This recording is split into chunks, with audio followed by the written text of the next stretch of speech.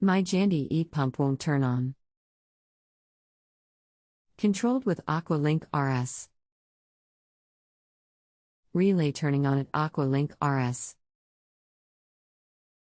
Power at relay is on. Power at the pump is also on, but the pump won't turn on. A couple times have been able to get it started by tapping on pump housing after flipping breaker switch off then back on. How long has this been going on? And how severe is the problem? Started this past week. Do you plan on doing the work yourself?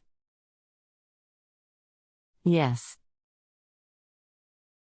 Is there anything else the pool technician should know before I connect you? Rest assured that they'll be able to help you. No. Hi, I'm Mike and I have 20+ years of experience in the plumbing field. I'll be glad to assist you today. If the pool pump is not coming on at all or turning on and off, the issue is surely electrical and there is likely a loose wiring connection or failed capacitor. If the motor seems to be overheating, then that could be an overloaded circuit or there is something jammed in the impeller of the pump.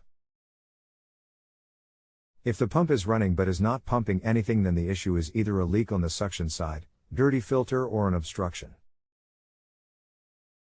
Another problem can be if the pool is not filled enough. When that is the case, then the skimmer will take air in and the water will not be circulated. If these things don't seem to fix the problem, check the O-rings in the pump housing.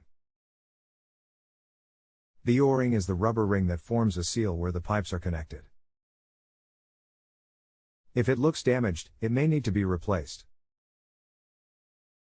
There also may be a leak on the pressure side of the pump.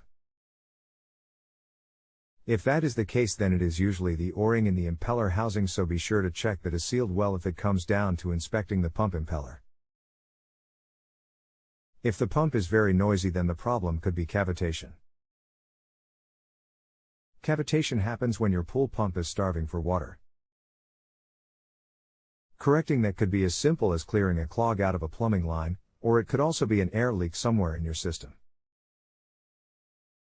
If your pump is squealing and making some other terrible noises, then that would be a symptom of bad bearings, which are mounted on the pool motor shaft inside the motor itself, inside the motor. It turned out to be the RS485 cable between control/power panel and the pump. Thank you for the update. If you have a home improvement or appliance question and want to chat with an expert now, visit justanswer.com/YTHI.